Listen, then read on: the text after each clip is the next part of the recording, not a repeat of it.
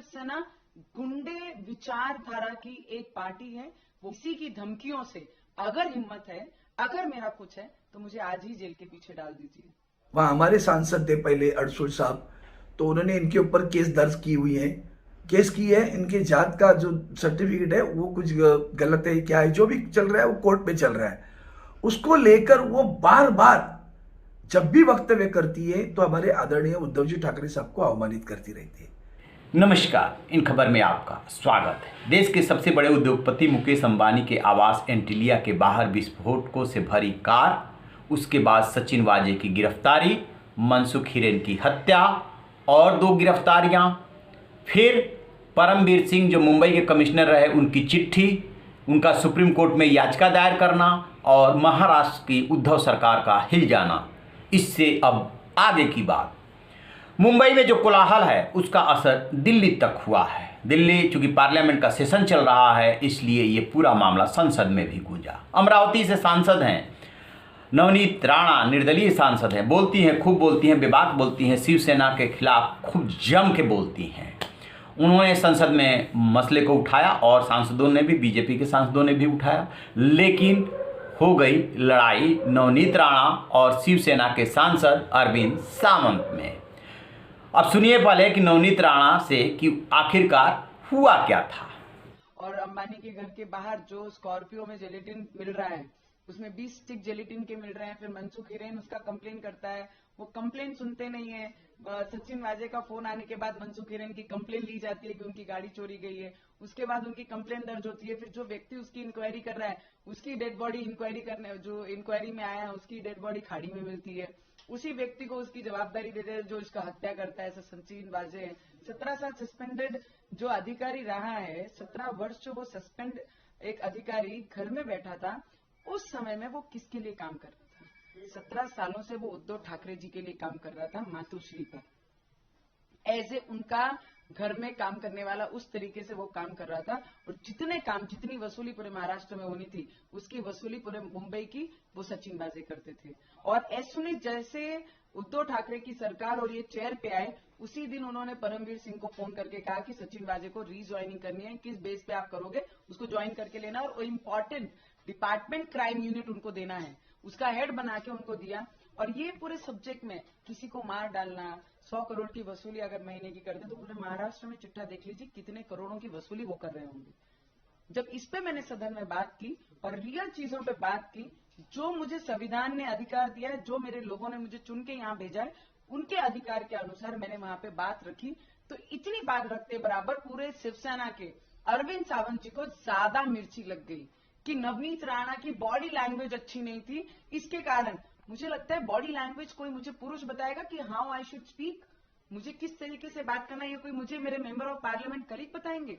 It is my वे, मुझे किस तरीके से सेशन में अपने विचार रखना है, वो मेरा सब्जेक्ट है, मुझे किसी से पूछना नहीं है। और वो जैसे मैंने खत्म किया बोलना, उस समय उन्होंने क्रॉस करते जब जाने लगे तो 2 सेकंड का ब्रेक लेके उन्होंने बोला, अब तुम्हारी बारी है, तुम्हें जेल के पीछे भेजना है।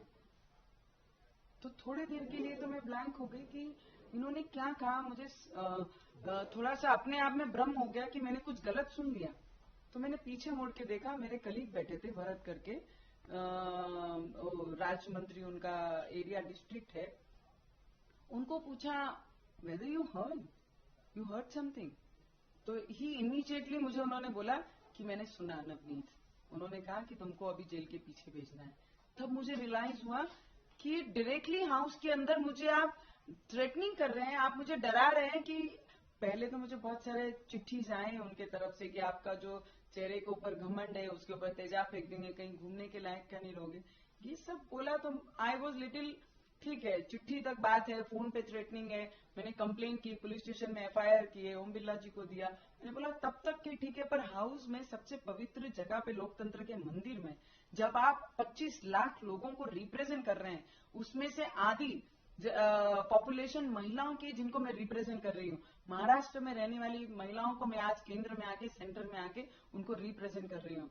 अगर महिला सदन के अंदर सुरक्षित नहीं है, तो महाराष्ट्र में आम महिला किस तरीके से सुरक्षित रहेंगी, इस पे विचार करना बहुत जरूरी है। तो जैसा कि आपने सुना, नवनीत राणा बता रही हैं कि किस तरीके से अरविंद सावंत ने जाते हुए उनको धमकी दी, और उन्होंने अपने सहयोगी सांसद से पूछा था तो उन्होंने कहा कि हमने भी ये बात सुनी है।